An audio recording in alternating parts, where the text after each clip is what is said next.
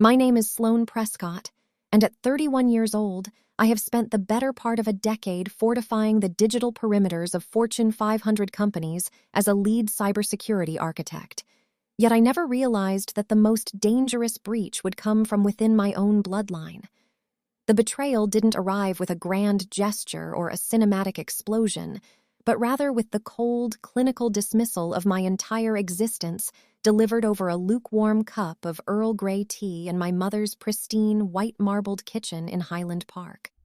"Sloane, don't be so dramatic," my mother had said, her voice carrying that practiced, rhythmic condescension she usually reserved for correcting the waitstaff at her country club. "Brianna has a $42,000 credit card debt from her failed boutique venture, and you already have your own two-bedroom condo in Austin with a view of Lady Bird Lake, so you simply don't need this executive vice presidency promotion as much as she does." Those words were the final hammer blow to the foundation of my life, a sentence that effectively told me my sweat, my midnight shifts, and my relentless pursuit of excellence were nothing more than a bank account to be raided for my sister's comfort. I remember the exact moment the light in the room seemed to shift, the way the 2023 Sub-Zero refrigerator hummed with a low, vibrating frequency that felt like it was rattling my very teeth. By 10:45 p.m. that same night, I was spiraling into a darkness I didn't know I possessed, staring at a bottle of prescription pills and wondering why I had spent my life building a fortress only to let the people I loved most set it on fire from the inside. To understand how I ended up sitting on the cold floor of my mother's guest bathroom, you have to understand the dynamic of the Prescott family. My father, Harrison Prescott, is a man who measures human value by the thickness of a portfolio, and my mother, Lydia, measures it by the social capital one can generate at a charity gala. Then there is Brianna, my sister, the golden child who was born with a silver spoon and a complete lack of a moral compass. While I was pulling 80-hour weeks at my firm, earning my CISSP certification, and managing a team of 20 engineers to secure a multi-billion-dollar merger, Brianna was opening a luxury lifestyle boutique in the Bishop Arts District that specialized in $500 candles and imported silk scarves that nobody bought.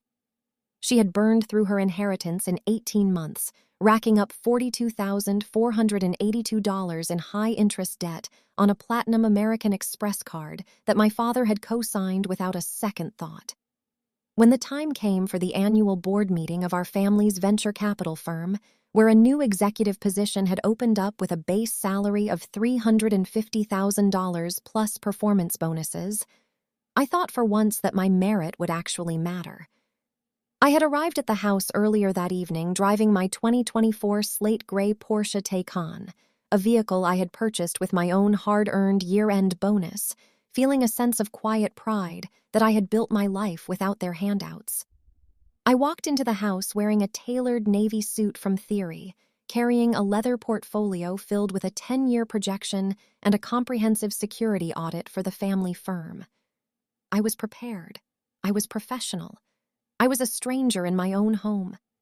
Brianna was already there, draped over the velvet sofa in a $1,000 cashmere set from Loro Piana, sipping a glass of Veuve Clicquot and looking like she hadn't a care in the world. The air smelled of expensive Joe Malone wood sage and sea salt candles, a fragrance that now makes my stomach churn with a visceral, acidic resentment. When I laid out my credentials, my father didn't even look at the documents. He didn't care about my 99.9% uptime or the fact that I had saved my previous company $4 million in potential ransom payments during a North Korean-linked breach last July. He only cared that Brianna was crying about her mounting interest rates and the threat of her boutique's lease being terminated by the landlord. The unfairness of it was a physical weight, a suffocating pressure in my chest that felt like my lungs were filling with wet sand. They weren't just giving her the job. They were stealing my future to pay for her past mistakes. They expected me to step back, to remain the lead architect at my current firm, and to even act as a consultant for Brianna, unpaid, of course, to make sure she didn't accidentally collapse the family's digital infrastructure. They viewed my success as a reason to penalize me. because I had been responsible, because I had saved my money and invested wisely in a 1,400 square foot condo in the Zilker neighborhood of Austin, I was deemed fine. In their eyes, my stability was a weapon they could use against me. I was the reliable one, the one who didn't need the grace, and therefore I was the one who was meant to sacrifice. My mother's hands, perfectly manicured with a shade of OPI bubble bath pink, didn't even tremble as she reached out to pat my arm, her heavy diamond wedding set catching the light of the recessed LED fixtures. She wasn't asking me to understand, she was telling me to comply. By the time the clock on the mahogany mantel struck 10 p.m., I had retreated to the guest wing of the house, a space that felt as sterile as a hotel room despite the family photos on the walls. I sat on the edge of the king-size bed with its 800 thread-count Egyptian cotton sheets, feeling the silence of the house pressing in on me. The sounds of my father's low baritone and Brianna's high-pitched giggles drifted up from the patio, where they were likely celebrating her new beginning with a bottle of vintage Bordeaux. I felt like a ghost, a shadow haunting a life I no longer recognized as my own. I went to the bathroom and opened the medicine cabinet, my fingers brushing against a bottle of high-strength sedative that had been prescribed to me months ago during a particularly grueling audit when my insomnia was at its peak. I wasn't looking for a way out, not really, but I was looking for a way to stop the noise. I was looking for a way to silence the echo of my mother's voice telling me I wasn't enough, even when I was more than they could ever deserve. The darkness that followed was not a peaceful sleep, but a heavy, drug-induced void that swallowed the edges of my reality. At 10:45 p.m., the world blurred into a series of jagged shapes and muted colors. I remember the cold tile under my knees, the smell of the bleach used by the cleaning crew earlier that afternoon, and the distant sound of a 2023 Mercedes-Benz G-Wagon pulling out of the driveway, Brianna going out to celebrate her undeserved victory on my dime. I lay there in the dark, my heart rate slowing to a sluggish thud, feeling the absolute injustice of my existence. I had played by every rule. I had worked harder, stayed later, and studied longer. I had built a life of substance, while my sister built a life of glitter and debt. And yet, in the courtroom of my family's heart, the verdict was always the same. I was the architect of my own isolation because I had dared to be successful. As I drifted further into that chemical haze, I thought about the irony of my profession. In cybersecurity, we talk about the zero trust model, the idea that you should never automatically trust anything inside or outside the perimeter. I had applied that logic to every server, every network, and every cloud database I had ever managed, yet I had failed to apply it to the people who shared my DNA. I had left the back door of my life wide open for them, assuming that the biological firewall of family would protect me from their greed. I was wrong. The breach was total, the data was corrupted, and the system was failing.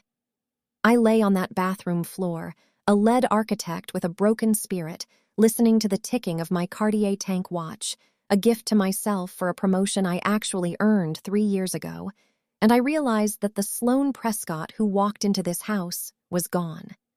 The woman who believed in merit, in family loyalty, and in the ultimate triumph of hard work had been deleted.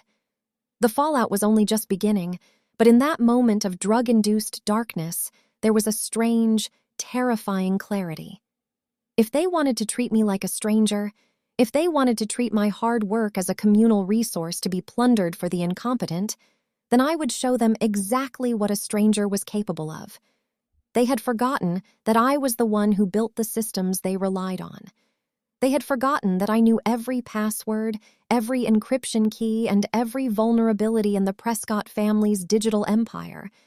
They thought they were giving Brianna a job, but they were actually giving her a front-row seat to the dismantling of everything they held dear. My mother's voice echoed one last time in the chambers of my mind. "Sloane, don't be so dramatic." And I felt a cold, sharp smile touch my lips before the blackness finally took me completely. They wanted drama. They wanted a story where the hard-working daughter fades into the background while the favorite child takes the crown.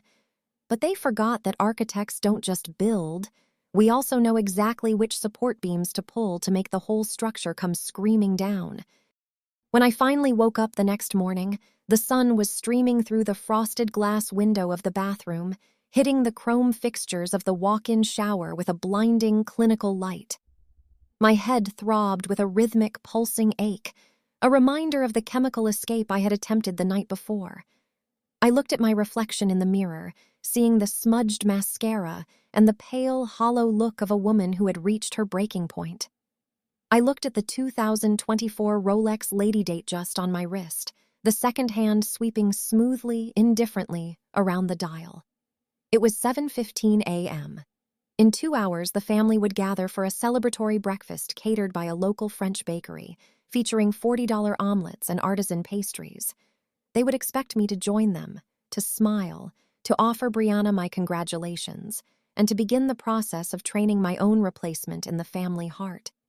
They expected me to be the bigger person, which is just a phrase people use when they want you to accept being mistreated without making a scene.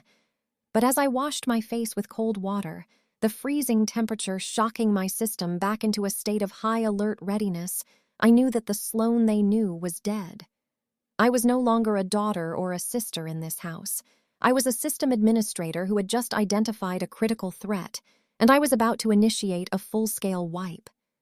The silence in the house was heavy, but for the first time in years, my mind was perfectly, dangerously quiet. I walked out of that bathroom, straightened my navy blazer, and prepared to face the people who thought they could trade my life for a credit card balance. They had no idea that the $42,000 Brianna owed was about to be the least of their financial problems. My name is Sloane Prescott, and this was the day I stopped being a victim and started being the glitch they could never fix. To understand the sheer weight of the resentment that has settled in my bones like a fine, abrasive silt, you have to understand the man who stands at the apex of the Prescott hierarchy, my father, Arthur Prescott. He is a man who built a kingdom on the meticulous removal of stains, owning a chain of 12 high-end dry cleaning establishments across the wealthiest zip codes in Texas that net a verified $1.2 million annually after taxes and overhead. You would think a man with that level of liquid capital would be generous, or at least comfortable, but Arthur views every dollar as a soldier in a war he is constantly afraid of losing, especially when it comes to me. He still maintains an Excel spreadsheet on his encrypted home server, a document he titled Senior Legacy, where he has meticulously tracked every single cent he has ever invested in my upbringing, from the $400 pediatric dental copays in 1998 to the cost of the generic brand cereal he bought during my middle school years. To Arthur, I am not a daughter so much as a depreciating asset that failed to provide the emotional dividends he required, a ledger entry that he constantly reminds me is still in the red. He speaks of my childhood not in terms of memories or milestones, but in terms of capital expenditures, often bringing up the cost of my braces during Thanksgiving dinner, as if the alignment of my teeth was a personal loan I had neglected to repay with interest.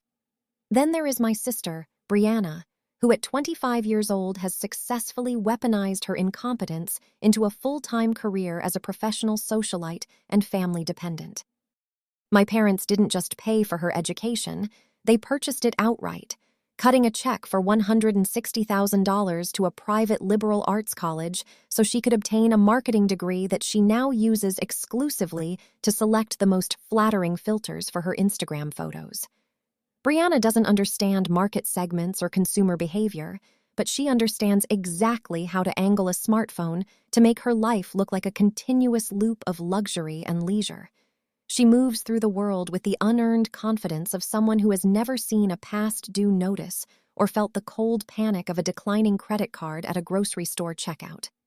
Her entire existence is subsidized by the Prescott dry cleaning empire, a fact she flaunts every morning when she slides into the driver's seat of her 2024 Alpine White BMW M4, a high-performance machine with a twin-turbo engine that retails for nearly $85,000.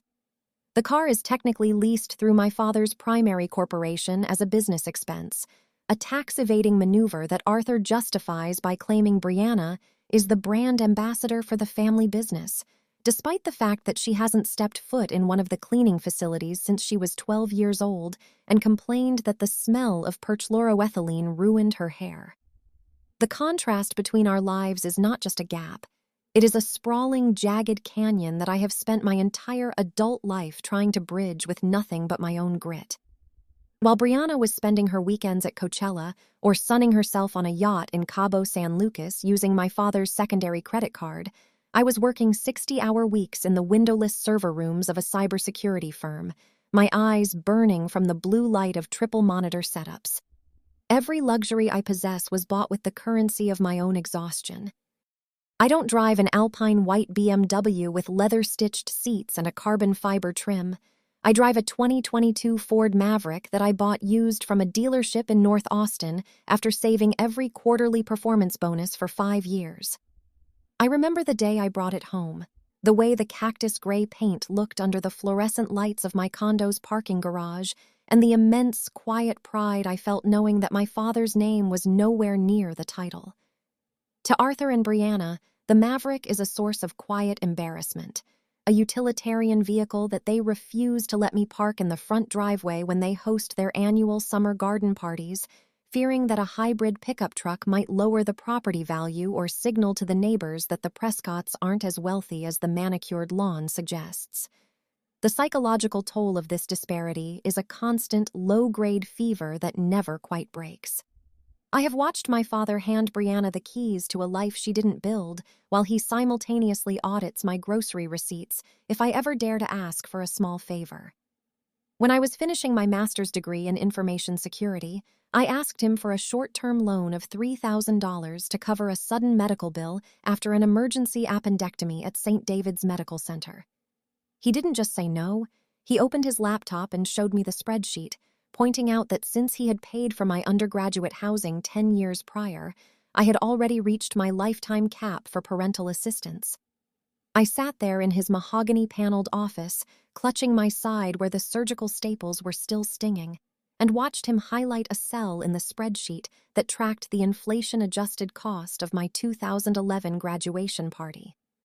Meanwhile, Brianna walked in during the middle of our conversation to announce she had accidentally curbed the rim of the BMW M4, a repair that would cost $2,400 at the certified dealership. And without a word, my father handed her his business card and told her to make sure they used OEM parts. This is the reality of being the responsible child in a family that rewards dysfunction. My success is used as a justification for my neglect, a twisted logic where my independence is seen as a lack of need rather than a hard-won achievement. They see my Austin condo, a 1,400-square-foot space filled with furniture I assembled myself from IKEA and West Elm sales, and they see a woman who is doing well enough to be ignored. They don't see the nights I spent eating ramen and cold tuna to make sure I could maximize my 401k contributions, nor do they see the sheer volume of stress that comes with being a lead cybersecurity architect, where a single oversight could cost a client millions of dollars. They see a finished product and assume it was easy, while they see Brianna as a perpetual project that requires constant funding and emotional scaffolding. My father treats his dry cleaning business like a mint, churning out crisp, clean $100 bills that he feeds into the bottomless pit of my sister's whims, all while he begrudges me the very air I breathe because he can't find a way to tax it. The technical precision of my work, managing firewalls, overseeing penetration testing, and securing cloud-based architectures, requires a level of focus and discipline that is entirely foreign to my family. They don't understand what I do, so they treat it as a hobby that happens to pay well, a minor distraction from the real business of being a Prescott. I have spent years perfecting my craft, earning certifications that took hundreds of hours of study and thousands of dollars in exam fees, all so I would never have to rely on the man with the spreadsheet. Yet, despite my professional standing, in the halls of my childhood home, I am still just the girl who cost too much in 1998. I am the daughter who is expected to be the adult, the one who handles the logistics, the one who stays sober at the parties to make sure Brianna doesn't fall into the pool, and the one who is told to be grateful that I wasn't born with my sister's delicate temperament. The sheer audacity of the situation reached a boiling point during a dinner at the Austin Land and Cattle Company, where the bill for 4 people came to $680. My father spent 20 minutes arguing with the waiter over an $18 charge for a premium bourbon he claimed he didn't order, his face turning a mottled shade of red that matched the rare steak on his plate. After finally winning the argument and getting the charge removed, he turned to me and asked if I could cover the tip because he had forgotten his personal wallet and only had the corporate card, which his accountant told him not to use for gratuities. As I pulled out my own credit card to pay the $140 tip, I looked at Brianna, who was busy taking a boomerang video of her espresso martini for her 12,000 followers, her BMW keys sitting prominently on the white linen tablecloth. I realized then that my father's wealth was a cage, and he was the warden, and the only reason Brianna was happy was because she had learned how to sing for her supper. I, on the other hand, had built my own house outside the prison walls, but I still found myself coming back to the gate, hoping that just once the warden would look at me and see a daughter instead of a debt. The financial reality of the Prescott family is a carefully constructed illusion, a facade of old money stability built on a foundation of high-interest leases and tax loopholes. My father's dry cleaning shops are successful, yes, but the overhead is astronomical, with commercial leases in Dallas and Austin costing upwards of $15,000 a month per location. He is constantly chasing the next big contract, the next luxury hotel or boutique gym that needs high-volume linen service, and that pressure bleeds into his personal life as a desperate need for control. He controls Brianna with money because she has no other skills, and he tries to control me with guilt because he knows he can't buy my silence anymore. He looks at my Ford Maverick and sees a failure of his brand, a sign that his daughter isn't playing the part of the wealthy heiress, which in his mind is a personal affront to the image he has spent 30 years polishing. He would rather pay for a lease on a car I don't want than acknowledge that I have the power to choose my own path. As I sat in my Austin condo that night, looking out at the city skyline and the glowing signs of the tech giants that populated the horizon, I felt the familiar weight of being the outsider. I am the architect who secures the vault, while my sister is the socialite who spends the gold. My father thinks he is the king of his domain, but he has forgotten the most basic rule of security. The greatest threat is never the hacker outside the walls, but the person who already has the keys. He thinks my sister is a harmless vanity project and I am a reliable utility, but he has failed to realize that I have been watching his ledger for years. I know exactly how much his empire is worth, and I know exactly where the stains are that even his most expensive chemicals can't remove. My name is Sloane Prescott, and while my father tracks the cents he spent on my childhood, I am beginning to track the cost of his betrayal. The debt is mounting, the interest is compounding, and very soon, the Prescott family is going to find out what happens when the architect decides to stop protecting the perimeter and starts letting the darkness in. The betrayal was not a sudden explosion, but a calculated chemical silencing that occurred in the dead of a humid Texas night, specifically at 3:15 a.m., which was the exact moment my internal alarm should have jolted me into my final preparation phase for the most significant day of my professional life. I had spent 6 grueling weeks navigating the interview gauntlet for the Vice President of Security position at Vanguard Tech, a prestigious firm based in the heart of the Silicon Hills, and this final round was the only thing standing between me and a compensation package totaling $285,000, including a signing bonus that would have cleared the remaining balance on my mortgage in Austin. Because the interview was scheduled for 9 a.m. in a high-rise office in downtown Houston, and I wanted to avoid the unpredictable congestion of I-10 East, I had foolishly agreed to stay the night at my parents' sprawling $4 million estate in River Oaks, a decision fueled by a momentary lapse in my usual zero-trust policy. My mother, Lydia, had insisted on what she called a pre-interview dinner, a meticulously staged performance featuring a 24-ounce herb-crusted prime rib and a bottle of 2018 Silver Oak Cabernet Sauvignon that cost more than my monthly car payment on the Ford Maverick. Throughout the meal, she and my father, Arthur, had been unnervingly supportive, nodding along as I discussed the intricacies of zero-day vulnerability patches and the multi-factor authentication protocols I intended to implement at Vanguard.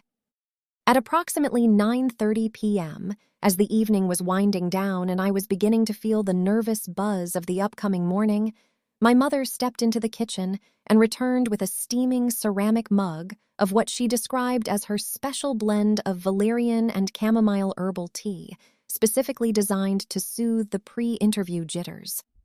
I remember the way the steam curled off the liquid in a serpentine dance under the dim, recessed lighting of the dining room, and how the tea had a faint metallic aftertaste that I mistakenly attributed to the honey she had stirred in with a sterling silver spoon. I drank it out of a misplaced sense of daughterly obligation, wanting to believe for one night that they were truly in my corner. But within 20 minutes, a heavy, unnatural lethargy began to seep into my limbs like liquid lead. By 10:45 p.m., I had barely managed to stumble to the guest suite, my vision blurring at the edges and my tongue feeling thick and unresponsive in my mouth as I collapsed onto the bed, fully clothed, while the digital clock on the nightstand ticked toward the hour of my undoing. I didn't just sleep.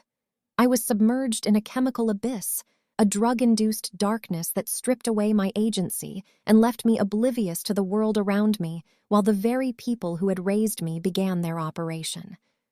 While I was unconscious, the house remained silent to the outside world, but inside, the betrayal was moving with surgical precision as someone entered my room, moved past my prone body, and systematically dismantled my future.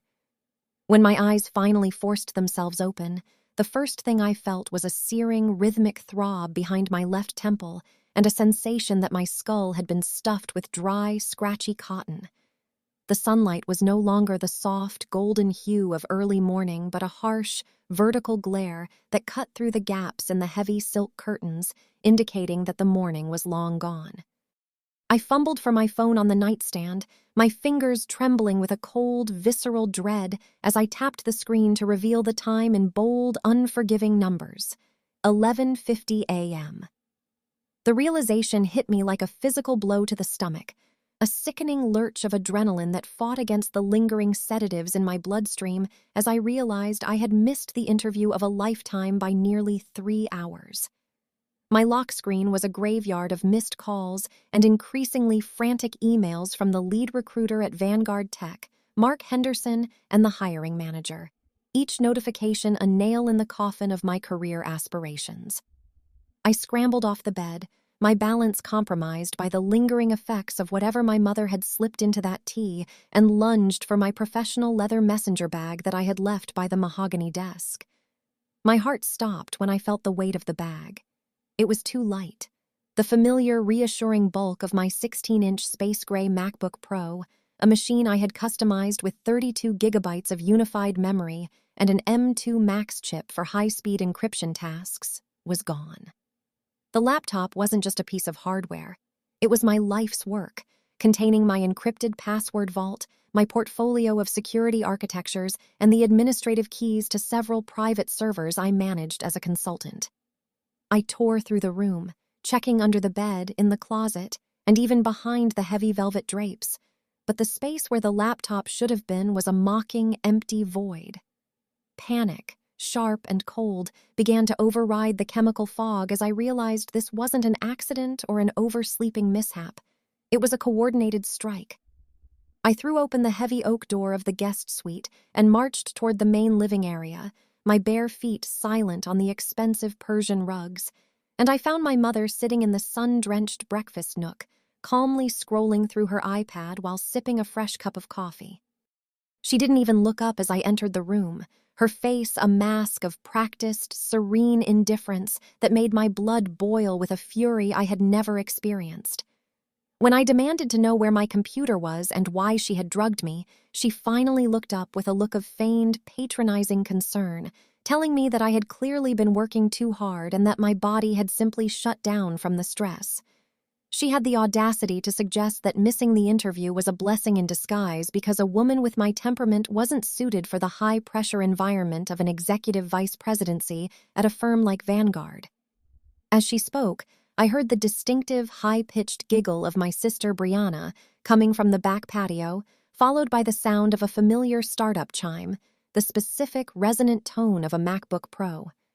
I pushed past my mother, ignoring her protests about my dramatic behavior, and stepped out onto the flagstone patio where Brianna was lounging in a $200 Lululemon set, my laptop sitting open on her lap. She was staring at the screen with a look of confused concentration, her fingers hovering over the keys that I used to write complex Python scripts and manage cloud firewalls. When she saw me, she didn't even have the grace to look guilty. She simply pouted and complained that she couldn't figure out the login password and that she needed to borrow it to update her influencer media kit because her own MacBook Air was too slow for the high-resolution video editing she wanted to do for her TikTok followers. The sheer, unadulterated entitlement of it was staggering, but the darker truth was visible in the doorway behind me where my father, Arthur, stood with his arms crossed, his face a grimace of cold calculation. He admitted, without a shred of remorse, that he had suggested the tea because he knew I wouldn't listen to reason, and that Brianna needed the executive position at the family firm more than I needed a job at some tech company that didn't share my bloodline. They had conspired to ruin my reputation with Vanguard Tech, knowing that a no-call, no-show for a VP-level interview is a professional death sentence that would follow me throughout the industry. By drugging me and stealing my primary work device, they had ensured that I was incapacitated and unable to defend myself or even send an apology until the damage was irreparable. My father stood there and told me that he had already called a contact of his on the Vanguard board to tell them I had a personal breakdown and wouldn't be coming in, effectively painting me as mentally unstable and unreliable. He did this all to ensure that I would have no choice but to crawl back to the Prescott family empire, to accept the role of the invisible backbone that would support Brianna's public-facing title. They had stolen my MacBook not just for its processing power, but because it held the digital keys to my independence, and they wanted to hold it hostage until I agreed to their terms. The room felt like it was closing in. The expensive furniture and the meticulously curated art on the walls suddenly feeling like the bars of a golden cage that I had voluntarily walked into. The technical implications of the theft began to race through my mind with the speed of a high-frequency trading algorithm. My MacBook was protected by File Vault 2 encryption and a complex alphanumeric password, but I knew that if Brianna or my father hired a professional, they could eventually find ways to pressure me into unlocking it. More importantly, the theft proved that there was no length they wouldn't go to in order to maintain control over my life and my assets. My mother reached out to offer me a glass of freshly squeezed orange juice, her voice dripping with a fake, honeyed sweetness as she told me to just sit down and talk about our new family plan, as if she hadn't just committed a felony by sedating me without my consent. I looked at her, at the woman who had used a silver spoon to feed me poison, and I felt something inside me finally snap. Not a break of weakness, but a hardening of resolve that was as cold and unbreakable as industrial diamond. They thought they had won because they had missed the interview for me, but they forgot that a cybersecurity architect is trained to operate in a compromised environment. They thought they had taken my power by taking my laptop, but they didn't realize that the most dangerous tools I possessed weren't stored on a hard drive. They were stored in my mind. I walked over to Brianna, my hand steady despite the tremors of fury vibrating through my chest, and I snatched the MacBook from her lap with a force that made her yelp in surprise. I didn't say a word to her, nor did I acknowledge my father as I walked back into the house, my mind already pivoting to a counter-offensive strategy. The Prescott family home was a smart house, fully integrated with a high-end Crestron system that controlled everything from the security cameras and the HVAC to the automated locks on the wine cellar and the primary safe in my father's office. As I passed the wall-mounted touch panel in the hallway, I felt a grim sense of irony. I was the one who had set up this network 3 years ago during a Christmas break, ensuring that my parents had the best residential security money could buy. I had built the firewall, I had mapped the internal IP addresses, and I had created a hidden administrative backdoor for troubleshooting purposes that I had never bothered to close. They thought they had trapped me in River Oaks, but they had actually locked themselves in a digital fortress with the person who held the master override codes. As I reached the guest room and began packing my things into my theory weekender bag, I checked my watch. It was now 12:15 p.m. The career I had envisioned at Vanguard Tech was likely a smoldering ruin, but a new, much more visceral objective had taken its place. My father's dry cleaning empire, the 12 locations that netted him over $1 million a year, all ran on a centralized point-of-sale system that I had also helped modernize. He tracked his spreadsheets, his senior legacy ledger, and his corporate tax filings on a network that was currently as vulnerable to me as a paper house in a hurricane. I felt the last of the chamomile-induced fog lift, replaced by the sharp, acidic clarity of a woman who has nothing left to lose because her family already tried to take it all. They wanted me to be part of the family business, to be the silent architect of their success while they reaped the rewards. I decided as I zipped my bag and slung the heavy MacBook over my shoulder that I would give them exactly what they wanted.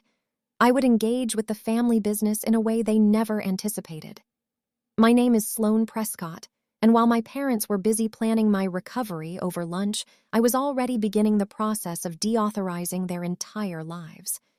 The breach was no longer internal, it was total, and I was about to show Arthur and Lydia Prescott exactly what happens when you drug a woman who knows every single one of your passwords.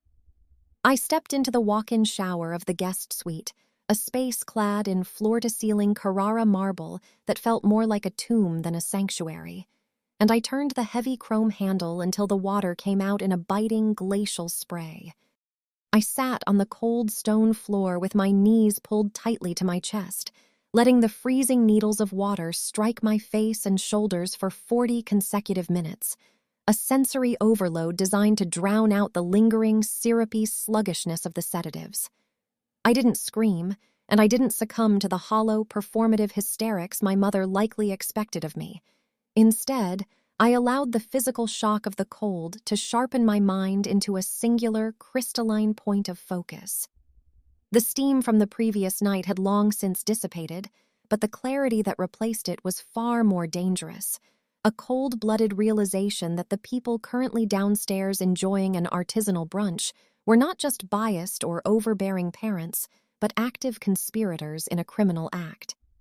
When the shivering finally became uncontrollable and the last traces of the chemical fog had retreated from the corners of my vision, I stood up, dried myself with a plush, monogrammed towel that now felt like a shroud, and walked back into the bedroom with the steady, predatory grace of someone who had just declared war. I returned to the breakfast nook, where the remnants of the previous night's betrayal still sat on the polished mahogany table, and I picked up the delicate bone china tea mug that my mother had handed me with such practiced maternal grace. I held it under the direct light of a $2,000 Swarovski chandelier and saw it immediately, a faint, chalky white residue clinging to the bottom curves of the porcelain, a substance that had not dissolved completely in the lukewarm water. This wasn't an organic sediment from some high-end herbal blend of chamomile or valerian. It was the unmistakable, gritty remains of a crushed 10-milligram diazepam, a potent benzodiazepine that explained the sudden, heavy descent into unconsciousness I had experienced. My mother, Lydia, a woman who prided herself on her standing in the River Oaks Garden Club and her immaculate reputation at charity galas, had committed a felony by drugging her own daughter to facilitate a corporate theft. I pulled a high-resolution photo of the residue using my iPhone 15 Pro, ensuring the macro lens captured every jagged grain of the powder, and then I retrieved a gallon-sized Ziploc bag from the pantry, carefully sliding the mug inside without touching the rim to preserve whatever DNA or fingerprint evidence might still be clinging to the glaze. The weight of the realization was heavy, but the anger was heavier, a dense and pressurized force that I funneled into a series of calculated technical maneuvers. I didn't call the local police immediately because I knew that in a zip code like 77019, My father's influence and his connections to the city's elite could make a simple assault charge vanish before the ink was dry on the report. Instead, I opened my encrypted messaging app and placed a call to Marcus Thorne, a senior partner at a boutique private digital forensics firm in North Austin who specialized in high-stakes corporate espionage and data recovery. Marcus was a man who operated in the shadows of the tech world, someone who understood that when a lead cybersecurity architect's primary device is compromised, the response must be immediate, overwhelming, and legally airtight. I spoke to him in a low, even tone, describing the theft of my 16-inch MacBook Pro and the physical evidence of the drugging, and I could practically hear him through the line already beginning to map out the digital perimeter we needed to secure. He told me to keep the mug in a temperature-controlled environment and to prepare for a full-scale forensic audit of my parents' home network, a process that would involve capturing every packet of data that had moved through their high-speed fiber connection over the last 12 hours.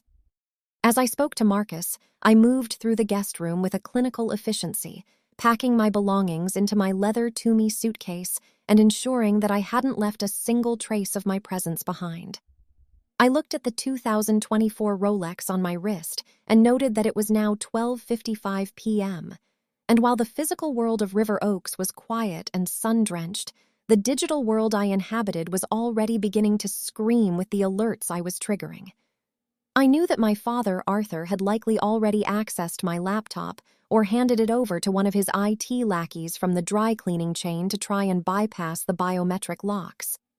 What they didn't realize was that as soon as I regained consciousness and verified the theft, I had used my phone to initiate a remote lock protocol that rendered the MacBook a decorative aluminum brick, while simultaneously activating the front-facing camera to capture a burst of images every time an incorrect password was entered. I had already received 3 notifications of failed login attempts, each one accompanied by a grainy, wide-angle photo of my sister Brianna's frustrated face as she sat in the living room, trying to guess the password I had spent years rotating through complex 24-character alphanumeric strings. The sheer audacity of their plan was matched only by its profound stupidity, a characteristic of people who have spent too long believing their own lies and too little time understanding the systems they think they control. My parents viewed technology as a convenience, a tool for social climbing and financial management, whereas I viewed it as a battlefield where every keystroke was a potential vulnerability. By drugging me, they had moved the conflict from the realm of family dysfunction into the realm of criminal liability, and I intended to use every resource at my disposal to ensure that the fallout was catastrophic. Marcus informed me that he was dispatching a courier to meet me at a neutral location in West University to take possession of the Ziploc-bagged mug and the digital logs I had already begun to scrape from the cloud-based backup of my local system. I felt a grim, cold satisfaction as I realized that the special blend my mother had prepared was going to be the very thing that dismantled the Prescott family's carefully curated image of perfection. I walked out of the guest suite for the last time, the weight of the Toomey suitcase in my hand a grounding force as I headed toward the grand staircase that overlooked the foyer. I could hear the clinking of silverware against fine china coming from the dining room, the sound of my family celebrating a victory that was already turning into a strategic nightmare. My mother's laughter, a light and melodic sound that had once comforted me but now sounded like the scraping of a knife on a plate, drifted up the stairs. They expected me to come down eventually, looking defeated and broken, ready to accept the crumbs of a consultant role they were offering as a consolation prize for the career they had just sabotaged. They didn't know that I had already spent the last 20 minutes in the shower mapping out the architectural flaws in my father's business network, identifying the specific servers that handled the payroll and tax filings for all 12 dry cleaning locations. They thought they had silenced me, but they had actually just given me the ultimate justification to stop holding back, to stop protecting the people who had never once seen me as anything more than a tool to be used and discarded. When I reached the bottom of the stairs, I didn't turn toward the dining room to confront them. I headed straight for the heavy, iron-reinforced front door, my footsteps echoing on the limestone flooring. I wasn't interested in a dramatic scene or a tearful exchange of accusations because words were no longer the currency I was dealing in. I was dealing in data, in evidence, and in the cold, hard logic of a system that had been breached and was now initiating a lockdown. I stepped out into the humid Houston afternoon, the heat pressing against me like a physical hand, and I walked toward my Ford Maverick, which was parked at the far end of the circular driveway. As I loaded my suitcase into the truck bed and secured the Ziploc bag containing the evidence in a padded cooler I kept for grocery runs, I took one last look at the Prescott estate. It was a beautiful house, a monument to Arthur's success and Lydia's social standing. But to me, it was now just a crime scene waiting for the yellow tape. I started the engine of the Maverick, the utilitarian hum of the hybrid motor a stark contrast to the aggressive purr of the luxury vehicles that usually occupied this space, and I began the drive toward the meeting point Marcus had designated. My head still throbbed with the after effects of the diazepam, and my heart felt like a block of ice in my chest, but my hands were perfectly steady on the steering wheel. I had already sent a formal encrypted email to the legal department at Vanguard Tech, documenting the theft of my corporate-grade equipment and the medical emergency that had prevented my attendance at the interview, effectively starting the process of clearing my professional name. I knew the road ahead would be long, involving depositions, forensic reports, and the permanent severing of every tie I had to the people who shared my DNA. But for the first time in 31 years, I felt a sense of profound, unshakable peace. The Prescotts had tried to overwrite my life with their own narrative, but they had forgotten that I was the one who controlled the source code. My name is Sloane Prescott, and as I watched the River Oaks estate disappear in my rearview mirror, I knew that the next time my parents saw me, it wouldn't be over a cup of tea. It would be across a table in a room where their money and their spreadsheets couldn't save them from the truth of what they had done. The drive from River Oaks to the sterile, high-altitude office of Marcus Thorne in downtown Houston was a blur of gray concrete and skyrocketing blood pressure. But by the time I stepped out of the elevator on the 42nd floor of the glass and steel monolith that housed Thorne Digital Forensics, my internal systems had recalibrated into a state of lethal, focused efficiency. Marcus did not offer me coffee or platitudes. He simply gestured toward a sleek black workstation where a series of scrolling logs and terminal windows illuminated his sharp, clinical features. I had already authorized a $3,500 rush fee on my personal business credit card to bypass his 2-week waiting list, a price I paid gladly for the privilege of immediate and devastating clarity. The office smelled of ozone and expensive cologne, a workspace designed for the quiet dismantling of reputations. And as I sat down, Marcus tapped a key on his customized mechanical keyboard that sent a shiver of data across the monitors. He confirmed within seconds that my 16-inch MacBook Pro had not been wiped or factory reset, a fatal tactical error on the part of the thieves that suggested they were either incredibly arrogant or profoundly technologically illiterate. My heart hammered against my ribs as he pulled up the system logs, showing that at exactly 9:12 a.m., while I was still trapped in a drug-induced paralysis in the guest wing of my parents' estate, someone had successfully bypassed the initial sleep lock and spent 45 minutes accessing my Project Aegis files. These files weren't just documents. Project Aegis was my proprietary security framework, a multi-layered defensive architecture that I had spent 3 years developing and which represented the core intellectual property of my career.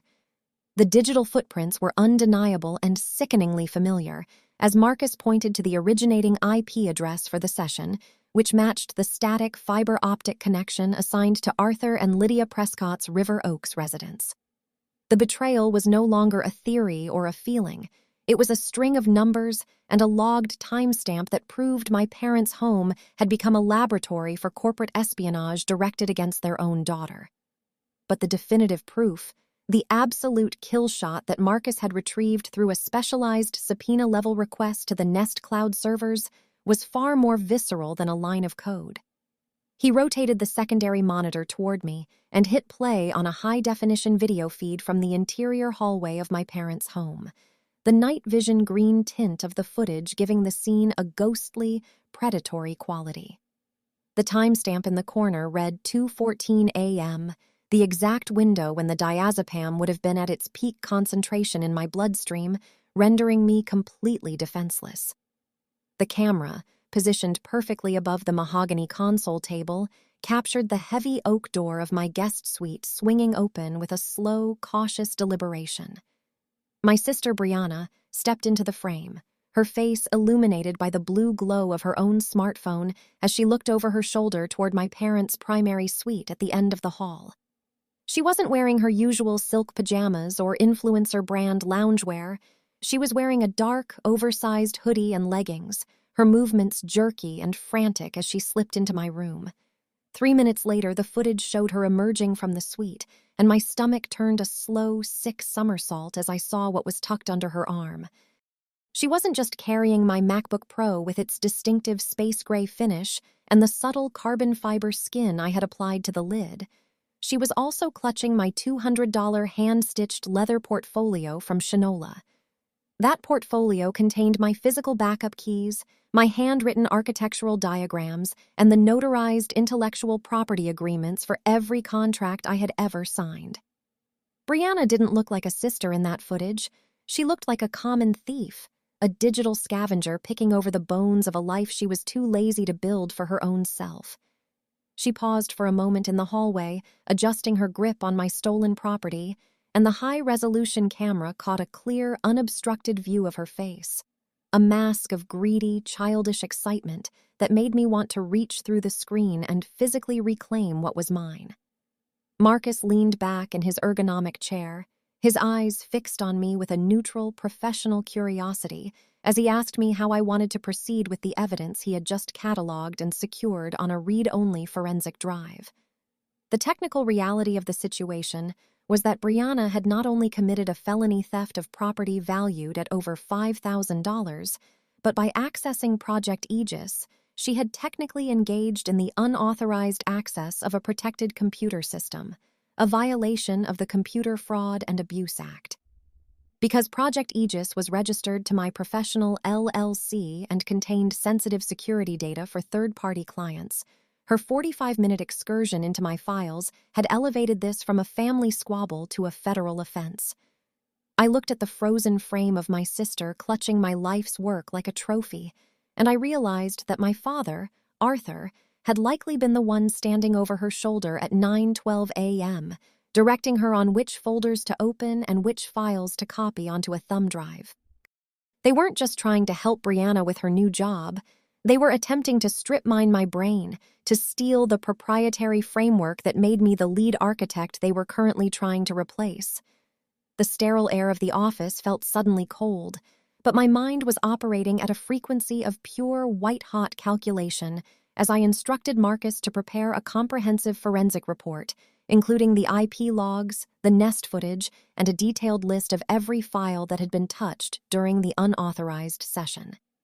I paid another $2,000 retainer to have him monitor my network for any further intrusions, effectively turning my stolen laptop into a digital tracking device that would alert me every time it was opened.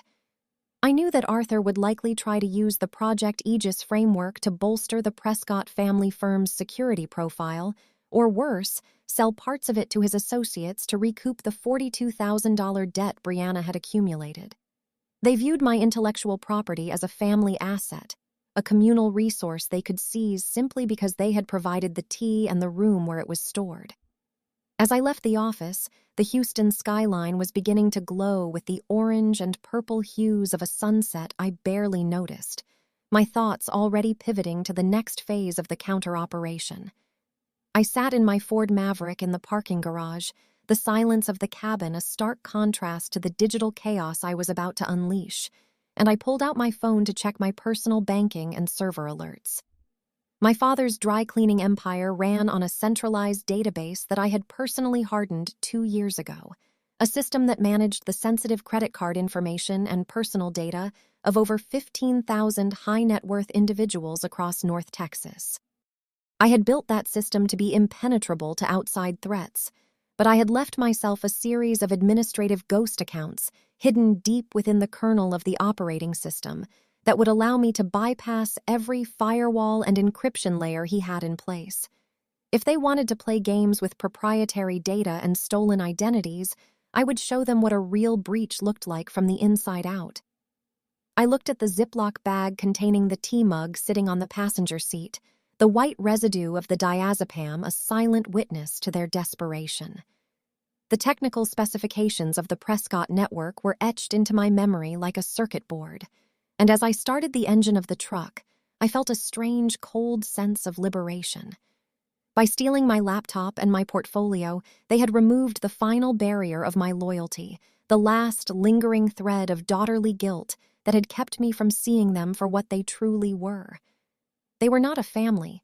They were a liability, a corrupted sector of my life that needed to be quarantined and deleted. Brianna's face on the Nest footage, that look of petty triumph as she walked away with my MacBook, was the only motivation I needed to ensure that her new beginning at the family firm was the shortest executive tenure in the history of the industry. I drove toward my condo in Austin, the 3-hour trip a meditation on the specific vulnerabilities I would exploit first, from the payroll servers that kept the dry cleaning shops running to the private cloud storage where Arthur kept his senior legacy spreadsheet. They had taken my laptop, but they had forgotten that I was the one who had mapped the terrain they were now trying to occupy. The sheer scale of the betrayal was finally sinking in, not as a source of grief, but as a source of tactical data points. My mother's herbal tea, my father's reasoning, and my sister's theft were all components of a singular, failed strategy to keep me under their thumb. They had overestimated their own cleverness and underestimated the technical debt I had allowed them to accumulate over the years. As I hit the open stretch of Highway 290, the Maverick's headlights cutting through the darkening Texas landscape, I began to draft the first of several notifications I would send to the regulatory bodies that oversaw the data privacy of the dry cleaning chain's clients. If Arthur was going to allow his daughter to access unauthorized security frameworks, then he clearly wasn't fit to manage the sensitive data of his 15,000 customers. My name is Sloane Prescott, and while my sister was likely still celebrating her find, I was already setting the timers on the digital charges that would level the Prescott empire to the ground. They wanted a lead architect who could handle the pressure, and I was about to show them exactly how much pressure a system could take before it suffered a total, irreversible collapse. The air inside the crystal ballroom of the St. Regis Houston was thick with the scent of $500 floral arrangements, expensive cologne, and the distinct cloying aroma of unearned success as the city's business elite gathered to celebrate my father's Entrepreneur of the Year award. The venue was a masterpiece of old-world opulence, featuring gilded moldings and massive crystal chandeliers that cast a shimmering, fractured light over 150 guests, who had each paid a minimum of $250 for a plate of dry-aged Wagyu steak and grilled asparagus. My father, Arthur Prescott, stood near the podium in a custom-tailored tuxedo from Tom James, his face flushed with the pride of a man who believed he had successfully managed every liability in his life, including me. Nearby, my sister Brianna was a vision of borrowed prestige, draped in a $3,000 black silk Chanel dress with a pearl-encrusted neckline, her laughter ringing out like a series of glass breaks as she held court near the open bar. As I watched from the shadows of the velvet-draped entryway at exactly 8:30 p.m., I saw her lean in close to a man I recognized as Julian Vane, a high-ranking board member at Vanguard Tech, whispering about her innovative security ideas and the proprietary framework she claimed to be developing for the Prescott family firm.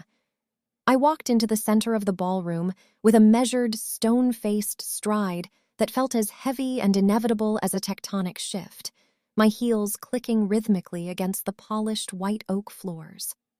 I wasn't wearing the evening gown my mother had tried to send to my condo earlier that week.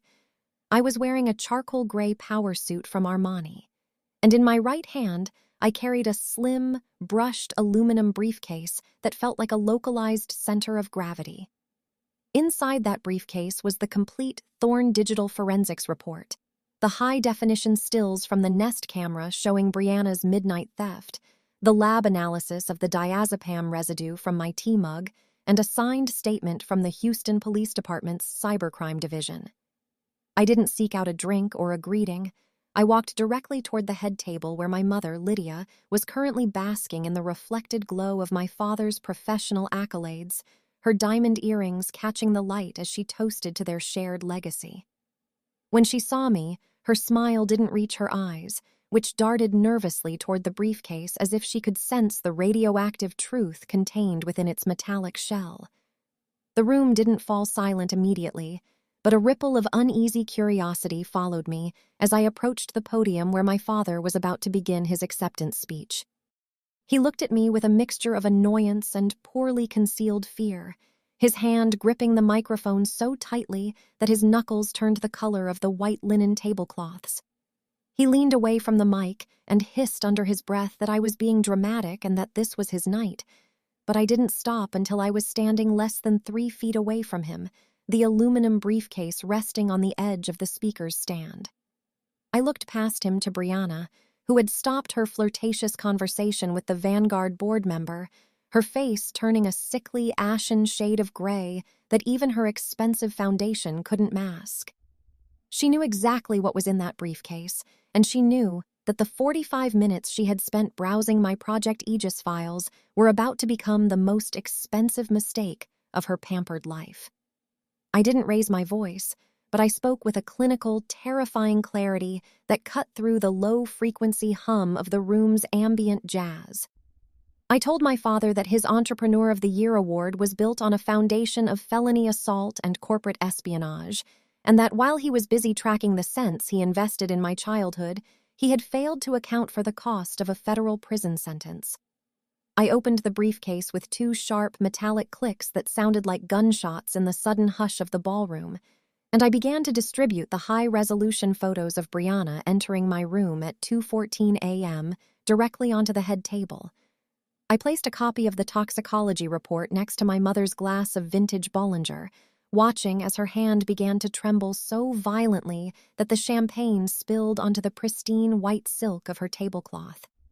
My father tried to grab my arm, to usher me into the hallway for a private discussion, but I stepped back and reminded him that zero trust isn't just a security protocol, it's a lifestyle, and he was no longer an authorized user in my world. The guests nearest to the stage began to murmur as they realized they weren't watching a family reunion, but a public execution of a reputation. I looked Julian Vane directly in the eye and told him that any innovative ideas Brianna had discussed were stolen intellectual property belonging to my LLC, and that Vanguard Tech would be receiving a formal cease and desist letter by 8 a.m. the following morning. Brianna tried to speak, her voice cracking as she claimed I was lying, that I was just jealous of her success and her new position, but the evidence was undeniable.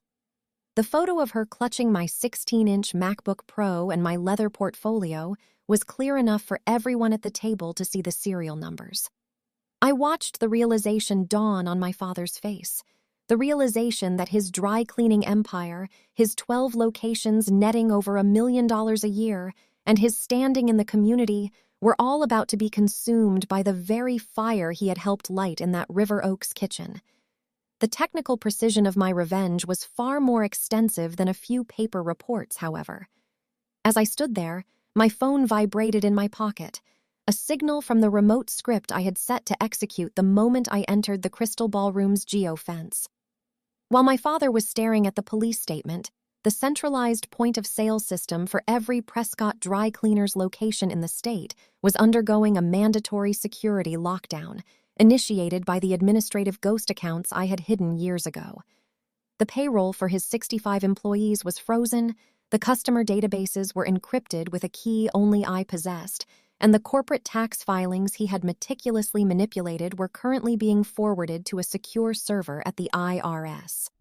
I wasn't just exposing their crimes, I was dismantling the digital nervous system of the Prescott family legacy in real time, right in front of the people they were so desperate to impress.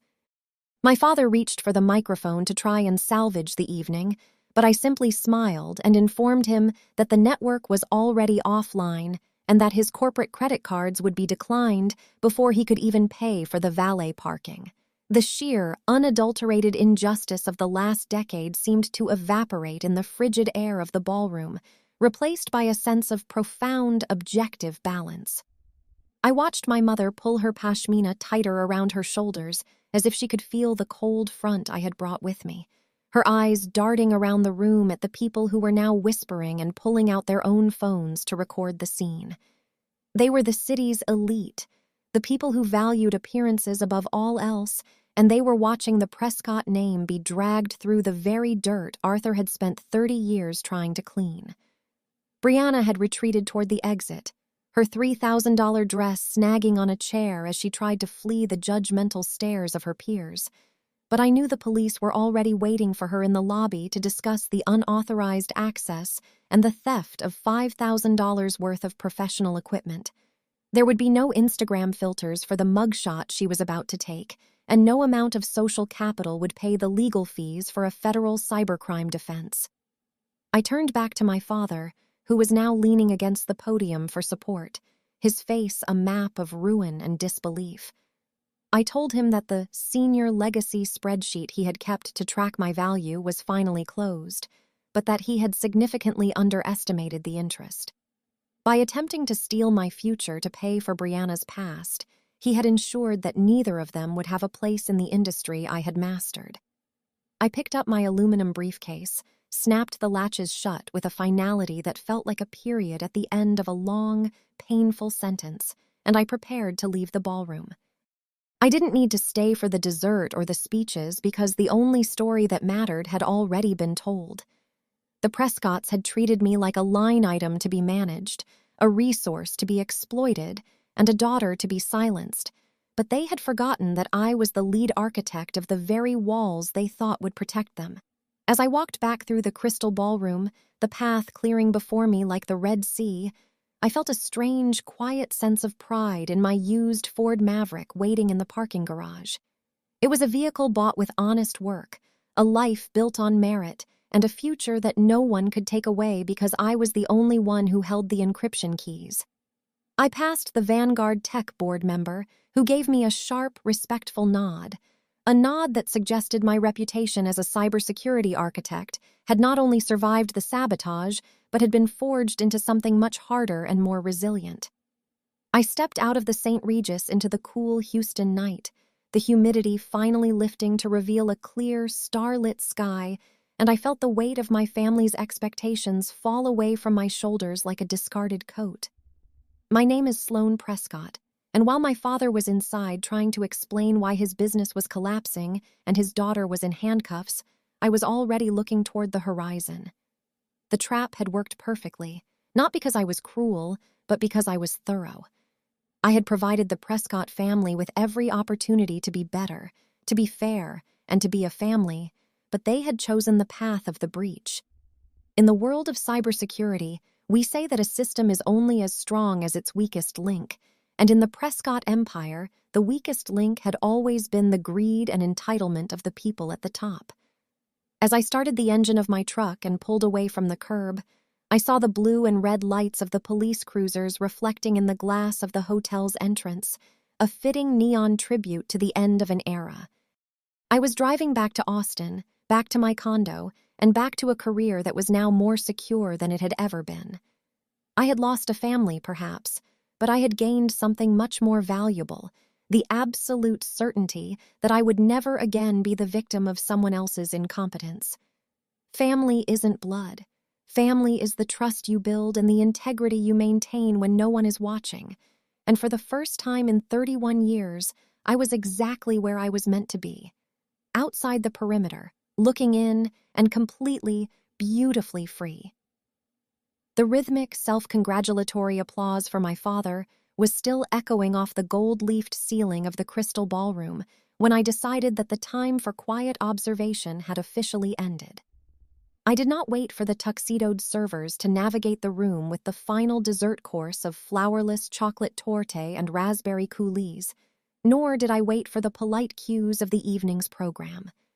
I moved with a singular, predatory purpose, my charcoal gray Armani heels cutting through the silence as I walked straight to the mahogany podium, effectively physically displacing the man who had spent 3 decades treating me as a secondary character in his own success story.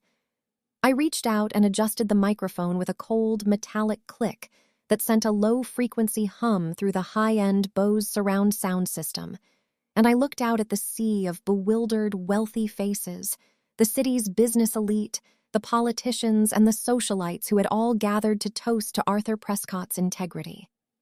"I have a very special gift for the man of the hour," I said into the microphone, my voice amplified to a booming, undeniable resonance that made the heavy crystal chandeliers above us seem to vibrate with the tension.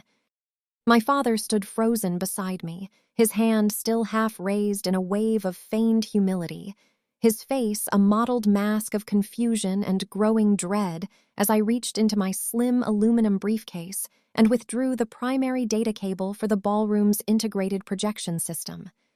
I didn't bother showing the room grainy, printed photos that could be dismissed as staged or misinterpreted.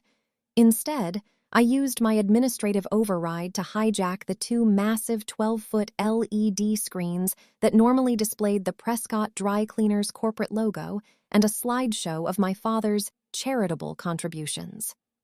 I projected a high-definition split screen that acted as a digital autopsy of the betrayal I had suffered just 48 hours prior. On the left side of the screen, the Nest camera footage from the River Oaks estate played in a loop, showing Brianna in her dark hoodie creeping into my guest suite at 2:14 a.m. with the jerky, nervous movements of a common thief. On the right side of the screen, I displayed the raw system logs from my 16-inch MacBook Pro, highlighting the specific login timestamps and the unique MAC address of the device that had attempted to force its way into my Project Aegis framework. The MAC address, a permanent and unchangeable digital fingerprint, matched the 2024 iPhone 15 Pro currently sitting in my sister's Chanel clutch. The room went absolutely terrifyingly silent, a vacuum of sound so complete that the only thing audible was the mechanical, rhythmic hum of the building's industrial HVAC system pushing cold air through the brass vents. I watched the exact second the reality of the situation shattered the curated facade of my family's life. My mother, Lydia, who had been sitting in the front row with the poise of a queen regent, let her $15 glass of vintage Pinot Noir slip from her manicured fingers. The crystal glass hit the white marble floor with a sharp, explosive crack, the deep red liquid splattering across the hem of her designer gown like a fresh wound. But she didn't even look down. Her eyes were locked on the screen where her golden daughter was caught in the act of a felony. Brianna looked as if she wanted to melt into the velvet upholstery of her chair, her mouth hanging open in a silent, horrified gasp as the business elite of Houston watched her dismantle the family name in 10-second increments. I didn't stop there. I stepped down from the podium and walked toward the table where Julian Vane, the Vanguard Tech board member, was sitting with a look of profound, professional disgust written across his face.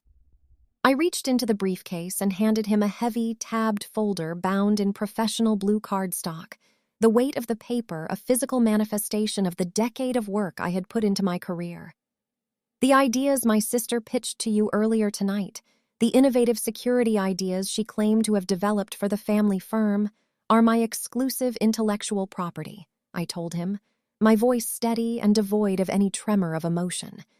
Contained in that folder is the original patent filing from August 2022, the complete architectural diagrams for Project Aegis, and the notarized non-disclosure agreements that prove Brianna had zero access to this data until she stole my device while I was sedated. I watched Julian's eyes scan the first page, his expression shifting from confusion to the cold, calculating fury of a man who realized he had almost been swindled into a catastrophic legal liability. He took the folder from my hand with a slow, deliberate nod of acknowledgement, a silent confirmation that the Prescott family's influence in the tech sector had just been vaporized in a single 3-minute presentation. My father finally found his voice, a ragged and desperate sound as he tried to grab the microphone back, shouting that this was a private family matter and that I was clearly unwell, suffering from the breakdown he had already lied about to the Vanguard team. But the guests weren't looking at him with sympathy. They were looking at the screens, which were now displaying a scrolling list of the 12 Prescott dry cleaners locations and the offline status indicators for their entire point-of-sale network. I had timed the final execution of my script to coincide with this moment, and as he spoke, the ballroom's digital signage and the wireless tablets the waitstaff used all began to flicker and display a "System security breach, unauthorized access detected" message. I had turned his night of triumph into a live-action demonstration of exactly why you don't cross a lead cybersecurity architect. I turned back to the audience, my gaze lingering on the people who had spent years treating me as the difficult daughter, the one who didn't fit the Prescott mold of polished, empty perfection. The technical precision of the logs I had displayed, showing the exact packets of data Brianna had tried to copy and the failed decryption attempts that had triggered the internal alarm, left no room for the kind of he said, she said ambiguity that my father usually relied on to win arguments. In the world of high-stakes data security, evidence is binary. It either exists or it doesn't, and tonight I had provided a mountain of it that no amount of River Oaks social standing could overcome. I looked at Brianna, who was now being quietly approached by two plainclothes security officers I had arranged to meet at the ballroom entrance, their presence a silent, looming threat to the lifestyle she had built on the back of my labor. She looked small, terrified, and utterly devoid of the influencer confidence she had projected only an hour ago. The Chanel dress, the platinum jewelry, and the high-end marketing degree were all exposed as the decorative wrappings of a woman who was willing to drug her own sister for a chance at a title she didn't understand. I felt a cold, sharp sense of satisfaction as I realized that the senior legacy my father was so proud of was now permanently associated with this moment of public disgrace. The business elite in that room, men who managed billions of dollars in assets and women who ran global foundations, would never forget the night Arthur Prescott was exposed as a man who would sedate his own child to facilitate a corporate theft. Word of this would travel through the clubs of Highland Park and the boardrooms of downtown Houston before the sun rose, effectively blackballing the entire Prescott name from any legitimate professional venture. I had not only protected my intellectual property, I had initiated a full-scale wipe of their social and professional credibility. As my mother began to sob, a quiet, broken sound that was quickly swallowed by the rising murmur of the crowd, I realized that I felt absolutely nothing for her. No pity, no regret, and no lingering need for her approval. The tea she had served me had washed away the last of my illusions, and the clarity that remained was as hard and cold as the marble floor under my feet. I walked back to the podium one last time to retrieve my laptop, my movements calm and deliberate as I disconnected the cables and snapped the aluminum briefcase shut.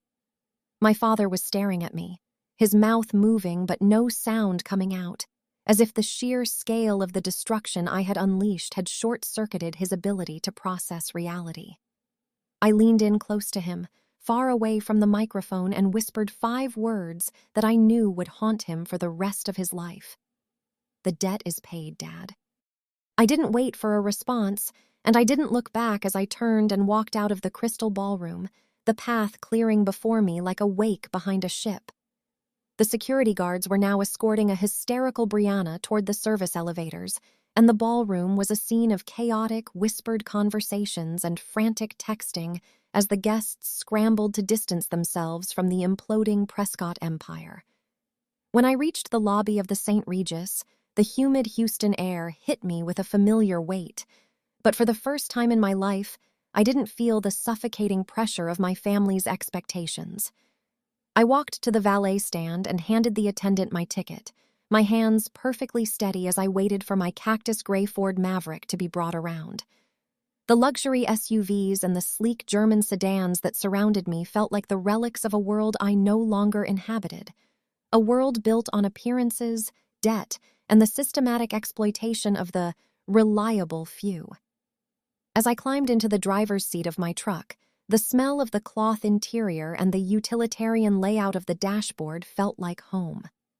I pulled out of the circular driveway, passing the police cruisers that were idling at the curb, and I headed toward the I-10 ramp that would lead me back to Austin. The technical fallout of the night was only beginning.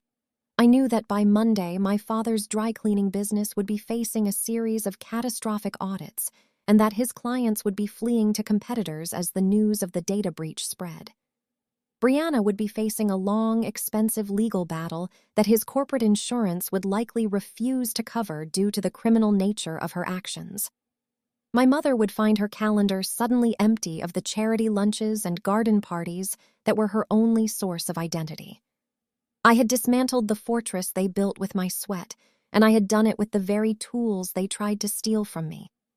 My name is Sloane Prescott, and as the skyline of Houston receded in my rearview mirror, I felt the finality of the bridge I had just burned.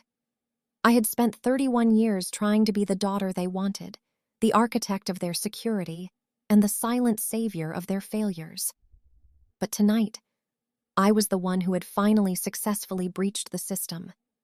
I was the architect of my own freedom, and as I hit the open road under the vast Texas sky, I knew that the only legacy I cared about was the one I was currently driving toward. The world was quiet, the data was secure, and for the first time, the only person I had to answer to was the woman looking back at me from the mirror. I had finished the project, closed the ticket, and the system was finally perfectly stable.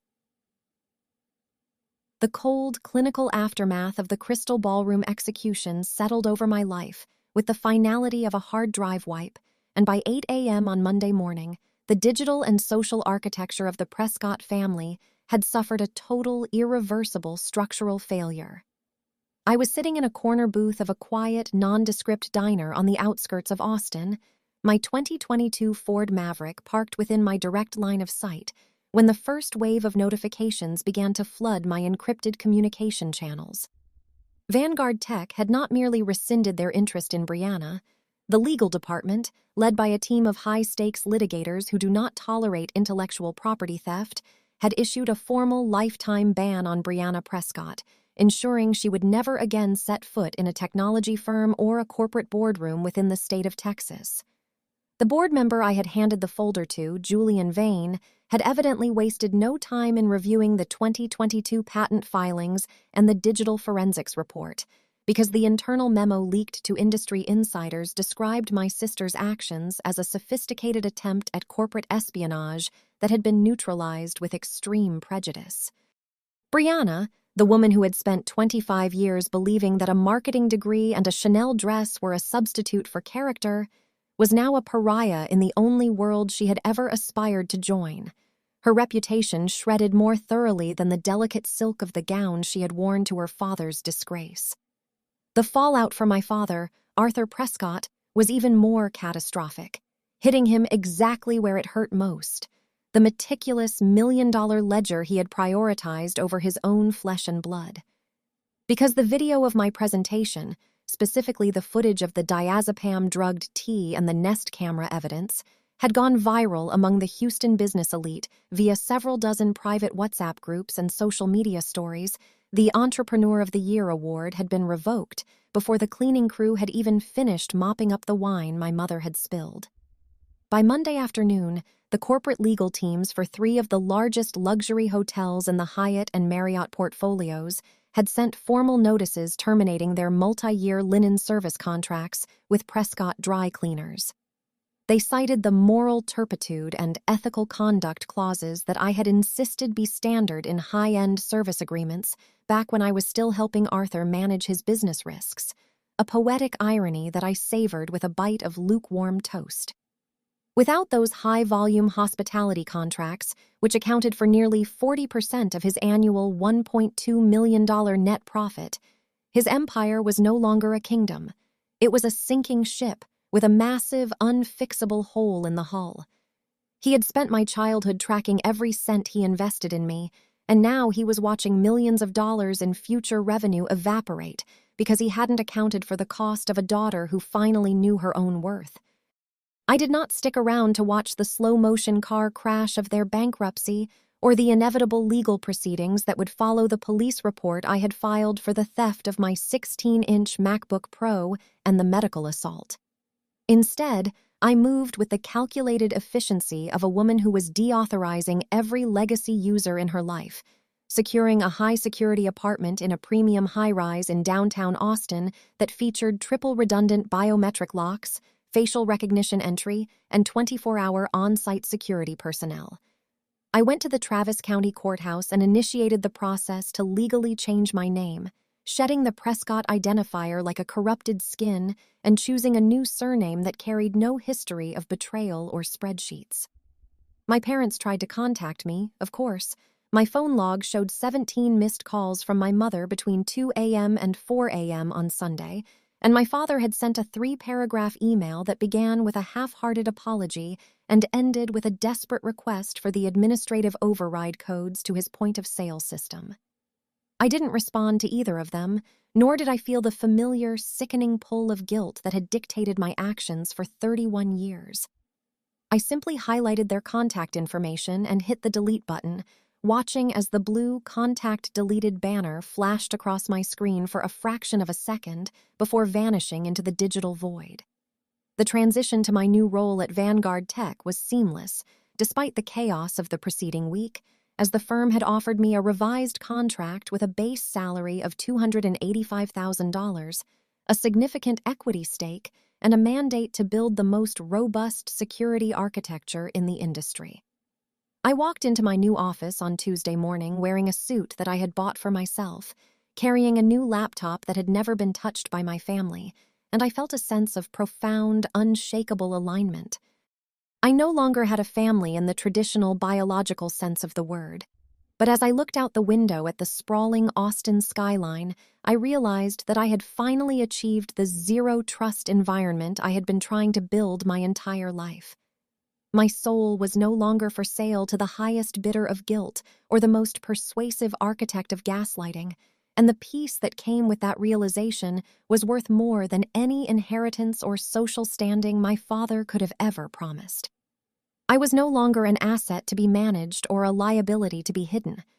I was the lead architect of my own existence, and the perimeter I had established was absolutely, undeniably secure. The psychological toll of choosing my future over my blood is a weight I will likely carry for the rest of my life, but it is a weight of my own choosing, a burden that feels like armor rather than a lead weight. I think about my sister occasionally, imagining her sitting in the alpine white BMW M4 that my father will likely have to surrender to the leasing company within the month, and I feel a flickering moment of pity that is quickly extinguished by the memory of the white residue at the bottom of a tea mug. They were willing to sacrifice my career, my mental health, and my very safety to protect a credit card balance and a fragile ego, and in doing so, they had waived their right to be part of the person I was becoming. Family isn't just a matter of DNA or shared last names. It is a contract of mutual respect and protection that the Prescotts had breached long before I ever decided to retaliate. I have learned that the hardest thing to secure is not a cloud server or a physical vault, but the boundaries of your own self-respect against the people who claim to love you while they're busy undermining your foundation. As I sit here today, earning a salary that allows me to live a life of quiet, independent luxury, I realize that the senior legacy my father was so obsessed with was actually a roadmap for my escape. Every cent he tracked, every debt he held over my head, and every dismissive comment about my dramatic nature was a data point that eventually helped me calculate the exact exit velocity I needed to break free from their orbit. My condo in Austin, my used Ford Maverick, and my proprietary security framework were not just things I owned. They were the components of the lifeboat I had been building in secret while they were busy decorating the Titanic. I have found my own community now, colleagues like Marcus Thorne who value my precision, friends in Austin who don't care about my family's dry cleaning shops, and a professional reputation that is based on my own merits rather than a subsidized marketing degree. I am 31 years old, my name is my own, and for the first time in my life, the system is operating exactly as it was designed to. The moral of my story is not about revenge, although the public humiliation of the Crystal Ballroom was undeniably effective. The moral is about the necessity of the wipe command when a system has become too corrupted to save. Sometimes you have to burn the bridge to stay on the right side of the river, and sometimes the only way to find your future is to leave your past in the dark. I look at the leather-bound portfolio on my desk, the one that replaced the one Brianna stole, and I see the sketches of new architectures, new ideas, and a new life that is entirely of my own making. I am Sloane Prescott no more, and the woman who took her place is a lead architect of a much more resilient design. The Prescotts taught me everything I needed to know about security by showing me exactly how a breach is executed from the inside, and I am grateful for the lesson, even if the tuition was my family. I am safe, I am successful, and I am finally, fundamentally, okay. I have spent so much of my life worrying about what they thought of me, about the spreadsheet, and about the special blend of expectations that was served to me every time I went home. But today, as the sun sets over the Ladybird Lake and the lights of the city begin to twinkle like the very data packets I manage, I realize that the only opinion that matters is the one I have of myself when I log out for the night. I have chosen my future. I have secured my intellectual property, and I have found the courage to be the glitch that my family could never fix. The debt is paid, the contract is terminated, and the system is stable. If you find yourself at a table where your worth is being negotiated by people who didn't help you build your value, I hope you have the strength to stand up, take your laptop, and walk out of the room. Your life is not a communal resource, and your future is the only thing that belongs to you. Mine is finally in my own hands, and I have never felt more powerful.